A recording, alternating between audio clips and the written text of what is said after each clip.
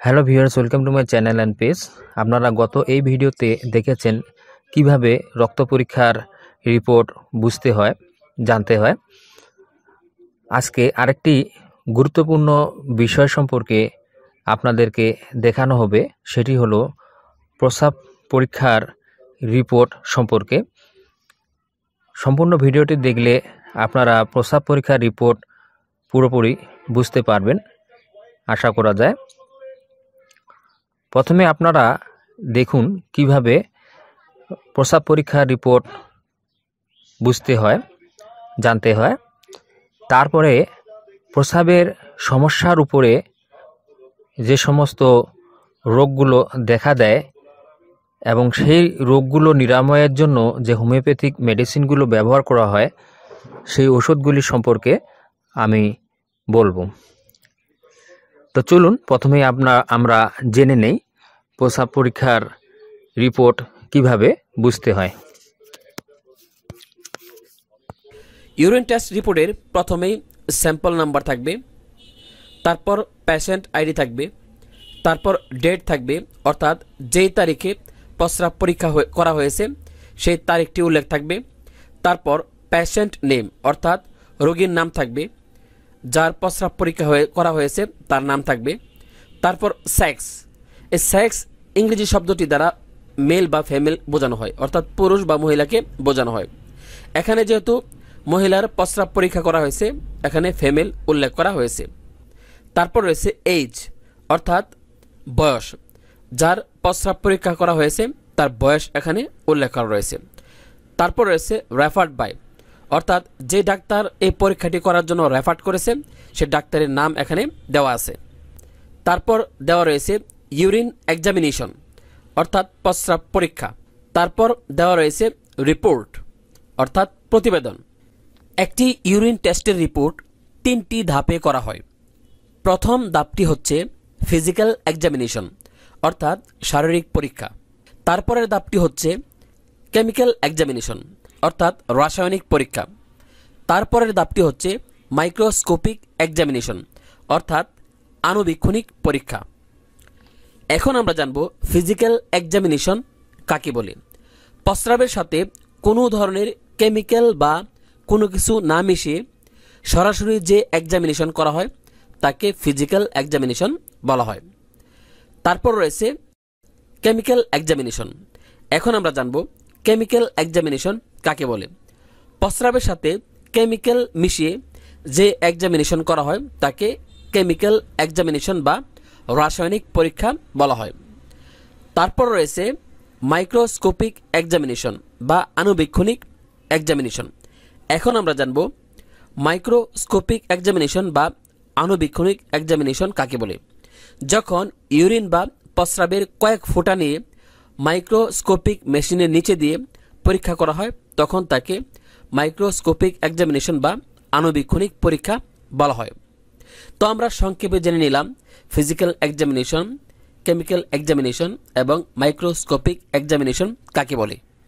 প্রথমে আমরা physical examination সম্পর্কে বিস্তারিত জানব, অর্থাৎ শারীরিক পরীক্ষা সম্পর্কে বিস্তারিতভাবে জেনে নেব। ফিজিক্যাল এক্সামিনেশনে প্রথমেই রয়েছে কালার। এখানে কালার স্ট্র রয়েছে। স্ট্র ইংরেজি শব্দটির অর্থ হচ্ছে ফ্যাকাশে হলুদ। কালার সাধারণত স্ট্র ইয়েলো এবং রেড হয়ে থাকে। যদি কালার স্ট্র থাকে তাহলে বুঝতে হবে নর্মাল, যদি ইয়েলো এবং রেড থাকে তাহলে বুঝতে হবে কোনো সমস্যা রয়েছে। কালার যদি রেড হয় অর্থাৎ লাল হয় তাহলে এমনটি ধারণা করা হয় যে প্রস্রাবে রক্তের উপস্থিতি রয়েছে। কিডনিতে পাথর, ইনফেকশন, রেনাল ক্যান্সার ইত্যাদি প্রকাশ করে। প্রস্রাবের কালার যদি গাঢ় হলুদ হয় তাহলে ধারণা করা হয় জন্ডিস হয়েছে। প্রস্রাবের কালার যদি দুধের মতো সাদা হয় অর্থাৎ দুধ সাদা হয় তাহলে ধারণা করা হয় পুজের উপস্থিতি রয়েছে। প্রস্রাবের কালার যদি সবুজ হয় অর্থাৎ গ্রিন হয় তাহলে ধারণা করা হয় প্রোটিন ডায়াবেটিস রয়েছে। আমাদের আজকের এই রিপোর্টে কালার পেয়েছি স্ট্র অর্থাৎ ফ্যাকাশে হলুদ, অর্থাৎ আমাদের এখানে নর্মালি রয়েছে। তারপর যে বিষয়টি রয়েছে তা হচ্ছে অ্যাপিয়ারেন্স। এখানে অ্যাপিয়ারেন্স ক্লিয়ার রয়েছে। অ্যাপিয়ারেন্স এর বাংলা অর্থ হচ্ছে দৃশ্যমান, অর্থাৎ এই পেশেন্টের প্রস্রাব দেখতে কেমন। এখানে রেজাল্ট এসেছে ক্লিয়ার, অর্থাৎ প্রস্রাবের কালার ঠিক আছে। যদি এখানে অন্য কিছু আসে তাহলে বুঝতে হবে প্রস্রাবে ইনফেকশন রয়েছে। তারপর যে বিষয়টি রয়েছে তা হচ্ছে সেডিমেন্ট। এখানে সেডিমেন্ট নীল রয়েছে। সেডিমেন্ট এর বাংলা অর্থ হচ্ছে তলানি, অর্থাৎ প্রস্রাব রেখে দেওয়ার পর তলানি জমছে কিনা। যদি তলানি জমে তাহলে বুঝতে হবে এই পেশেন্টের কিডনিতে কোনো সমস্যা রয়েছে বা পাথর রয়েছে। আজকের রিপোর্ট অনুযায়ী এই পেশেন্টের রেজাল্ট এসেছে নীল, অর্থাৎ কোনো তলানি জমেনি। তার মানে এই পেশেন্টের ফিজিক্যাল এক্সামিনেশন ঠিক রয়েছে, এখানে কোনো সমস্যা নেই। এখন আমরা কেমিক্যাল এক্সামিনেশন সম্পর্কে বিস্তারিত জানব, অর্থাৎ রাসায়নিক পরীক্ষা সম্পর্কে বিস্তারিতভাবে জেনে নিব। রাসায়নিক পরীক্ষায় অর্থাৎ কেমিক্যাল এক্সামিনেশনে প্রথমেই রয়েছে অ্যালবুমিন। এখানে অ্যালবুমিন ট্রেস রয়েছে। প্রস্রাবে যদি আমিষ বা প্রোটিন আসে তখন তাকে বলা হয় অ্যালবুমিন। এখানে আমরা দেখতে পাচ্ছি অ্যালবুমিনের রেজাল্ট এসেছে ট্রেস, অর্থাৎ অ্যালবুমিন পাওয়া গেছে। এখন আমরা জানব অ্যালবুমিন কখন পাওয়া যায়। কিডনির ফিল্টার ড্যামেজ হয়ে যখন প্রোটিন জাতীয় পদার্থ লিক হয়ে প্রস্রাবের সাথে বের হয়, এর ফলে প্রস্রাবে খুব ফেনা দেখা যায়, তখন আমরা এটাকে ট্রেস হিসাবে ধরি। তখন বুঝতে হবে কিডনির ফিল্টারে কোনো সমস্যা রয়েছে। এছাড়া আপনার যদি ডায়াবেটিস বা উচ্চ রক্তচাপ থাকে তাহলে এখানে ট্রেস আসতে পারে, তবে প্রাথমিক অবস্থায় ভয় পাবার কিছুই নেই। যদি অন্যান্য রেজাল্টগুলো ঠিক থাকে আর অ্যালবুমিন ট্রেস থাকে তাহলে বড় ধরনের কোনো সমস্যা আপনার হয়নি, আপনার ভয় পাবার তেমন কিছুই নেই। তারপর যে বিষয়টি রয়েছে তা হচ্ছে সুগার। এখানে সুগার নীল রয়েছে। এখানে যদি সুগার ট্রেস পাওয়া যায় তাহলে বুঝতে হবে এই পেশেন্টের ডায়াবেটিস রয়েছে। এই রিপোর্টে আমরা দেখতে পাচ্ছি সুগার নীল, অর্থাৎ পেশেন্টের ডায়াবেটিস নেই। তারপর রয়েছে ফসফেট। এখানে ফসফেট নীল রয়েছে। আমরা দেখতে পাচ্ছি আজকের এই রিপোর্টে ফসফেট এর রেজাল্ট এসেছে নীল। এখন আমরা জানব ফসফেট কি এবং ফসফেটের রেজাল্ট যদি নীল না হয় তাহলে কি হবে। এটি সাধারণত শরীরে ফ্লোরাইড এর পরিমাণ এবং অ্যাসিডের পরিমাণ ঠিক রাখে, অর্থাৎ আমাদের পিএইচ লেভেলটাকে ঠিক রাখে। ফসফেট আমাদের হাড়কে শক্তিশালী করে। অতিরিক্ত ফসফেট হলে আমাদের কিডনি প্রস্রাবের সাথে বের করে দেয়। কিডনিতে সমস্যা থাকলেও এটি উচ্চ এবং নিম্নমাত্রায় হতে পারে। তারপর যে বিষয়টি রয়েছে তা হচ্ছে প্রোটিন। এখানে প্রোটিন নীল দেখাচ্ছে। আজকের এই রিপোর্টে প্রোটিনের রেজাল্ট এসেছে নীল, অর্থাৎ এই পেশেন্টের প্রোটিন লেভেল ঠিক রয়েছে। কিন্তু যদি এখানে প্রোটিন এর রেজাল্ট নীল না এসে অন্য কিছু আসে তাহলে বুঝতে হবে পেশেন্টের কিডনিতে সমস্যা রয়েছে এবং এই পেশেন্ট এর ডায়াবেটিস রয়েছে। তারপর রয়েছে লিউকোসাইটস। আজকের এই রিপোর্টে লিউকোসাইটস ট্রেস পেয়েছি। এখানে লিউকোসাইটস এর রেজাল্ট এসেছে ট্রেস, অর্থাৎ লিউকোসাইট পাওয়া গেছে। এখন আমরা জানব লিউকোসাইট ট্রেস পাওয়া গেলে কি সমস্যা হতে পারে। লিউকোসাইটস যখন পাওয়া যাবে তখন বুঝতে হবে ইউটিআই অর্থাৎ ইউরিনারি ট্র্যাক ইনফেকশন, কোনো ধরনের ফাঙ্গাল ইনফেকশন হলে তখন এটি ট্রেস আসে। যেহেতু এই পেশেন্টের লিউকোসাইটস ট্রেস পাওয়া গেছে তাহলে বুঝতে হবে এই পেশেন্টের ইউটিআই সমস্যা রয়েছে এবং ফাঙ্গাল ইনফেকশন রয়েছে। তারপর রয়েছে নাইট্রেট। আজকের এই রিপোর্টে পেশেন্টের নাইট্রেট পেশি নীল, অর্থাৎ এই পেশেন্টের নাইট্রেট ভালো রয়েছে। এখন আমরা জানব যদি নাইট্রেট নীল না এসে অন্য কিছু আসে তাহলে কি হতে পারে।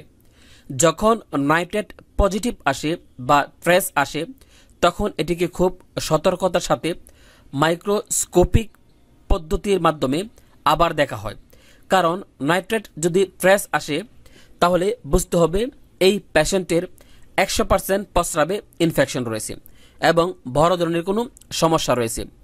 কাজে যদি রিপোর্টে নাইট্রেট পজিটিভ বা ট্রেস আসে তাহলে এই রিপোর্ট আবার ভালোভাবে করা হয়, যাতে বুঝতে পারা যায় কি সমস্যা রয়েছে।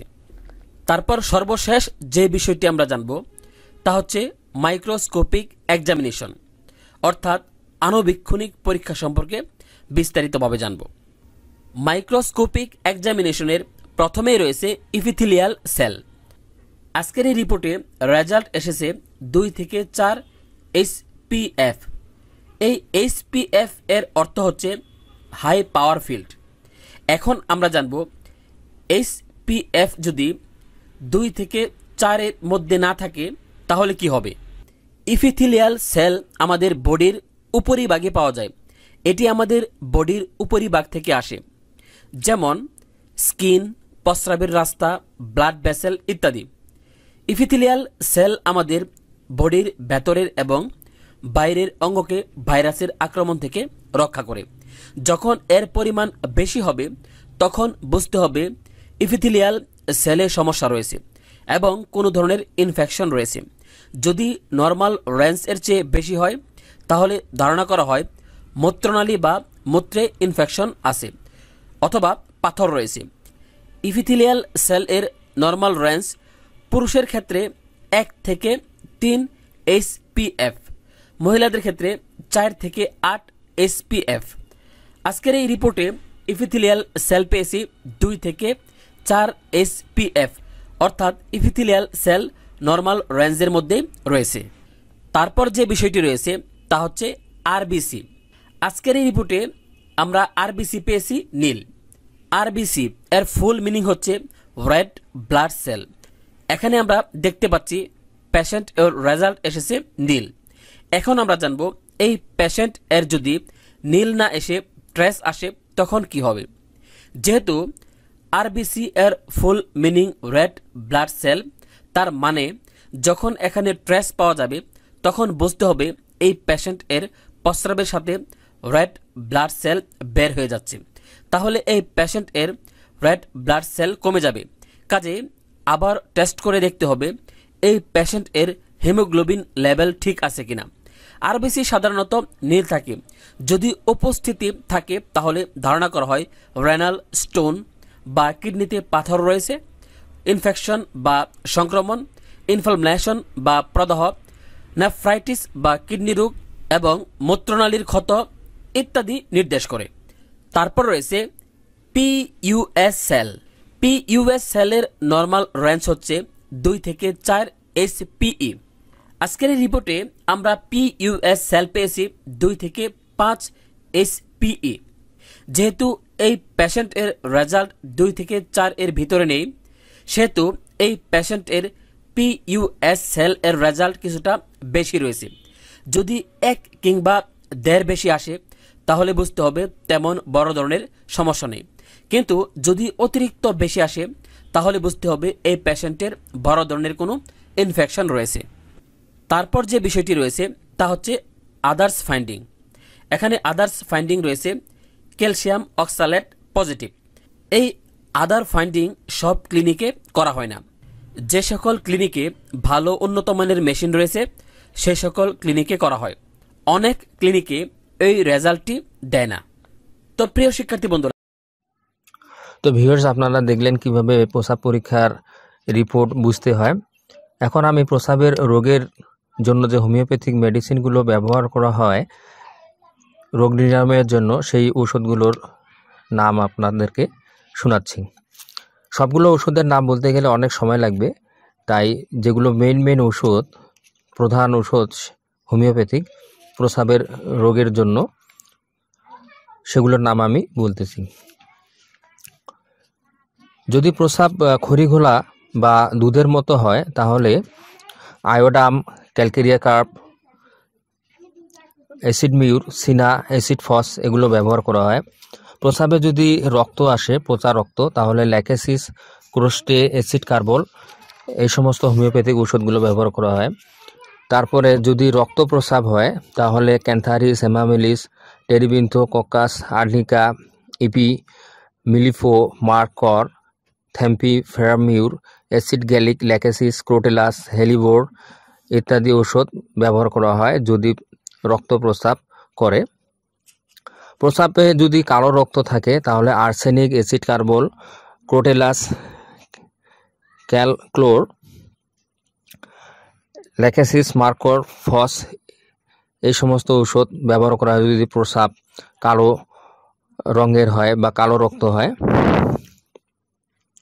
প্রস্রাবে যদি স্লেমা থাকে তাহলে বারবেরিস, মার্কসল, পালস, ইকুইজিট, চিমাফি, সাল্প ইত্যাদি ঔষধ ব্যবহার করা হয়। প্রস্রাবে যদি কোথানি থাকে মানে অনেক চাপ প্রয়োগ করে প্রস্রাব করে তাহলে কস্টিকাম, অ্যাপিসমেল, চিমাফি, হিপার, লাইকো, ইলিউমি, সিপি, প্যারিরা এই হোমিওপ্যাথিক ওষুধগুলো ব্যবহার করা হয় যদি প্রস্রাবে কোথানি থাকে বা প্রস্রাবে চাপ প্রয়োগ করে প্রস্রাব করতে হয়। প্রস্রাবে যদি জ্বালা পোড়া থাকে তাহলে ওলিয়াম সেন্ট, আর্স, আর্জেন্ট, বোরাক্স, ক্যাপসি, ক্যান্থার, ক্যানাবিস, ইরিজিরন, মার্কসল, মার্কর, লিলিয়াম, প্যারিরা, প্যাট্রোসেলি সালফার এই হোমিওপ্যাথিক ওষুধগুলো ব্যবহার করা হয় যদি প্রস্রাবে জ্বালা পোড়া থাকে।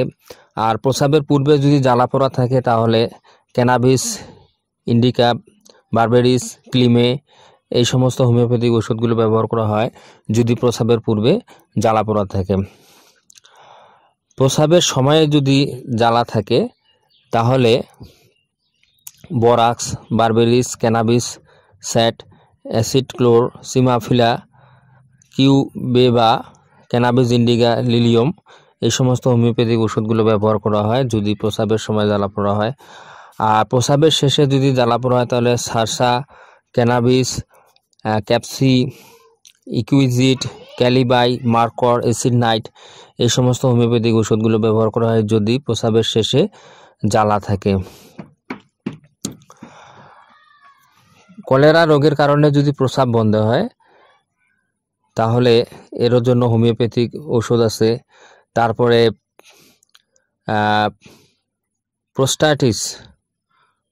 প্রোস্টেট গ্রন্থির সমস্যা হলে এই ক্ষেত্রে সেবাল সেরুলোটা ওষুধটি খুবই ভালো কাজ করে।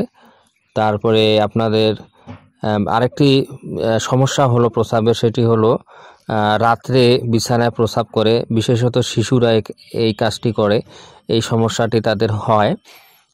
তো রাত্রে বিছানায় প্রস্রাব করলে ব্লুমিয়া, কোস্টিকাম, অ্যাসিডফোস, ক্লোরালম, প্যাট্রোলি, সিনা, ইকুইজিট, ইউরেন, নাইট্রি এই সমস্ত ঔষধ ব্যবহার করা হয় যদি রাত্রে বিছানায় প্রস্রাব করে। তো এই হলো প্রস্রাবের রোগে, প্রস্রাবের সমস্যায় প্রধান ঔষধ। এছাড়াও আরও কিছু ঔষধে, সবগুলো ওষুধের নাম বললে ভিডিওটি লং হবে, তো সবগুলো ওষুধের নামের জন্য আমি বললাম না। তো আশা করি আপনারা এই ভিডিওর মাধ্যমে যে প্রস্রাব পরীক্ষার রিপোর্ট কিভাবে বুঝতে হয় সেটি পরিপূর্ণভাবে বুঝতে পেরেছেন। প্রস্রাবের সমস্যায় যে হোমিওপ্যাথিক ওষুধগুলো আছে সেই সম্পর্কে আপনারা অবগত হয়েছেন। তো আপনাদের সকলকে ভিডিওটি পুরোপুরি দেখার জন্য অসংখ্য ধন্যবাদ। সুস্থ থাকবেন, ভালো থাকবেন এই কামনায় ভিডিওটি শেষ করলাম।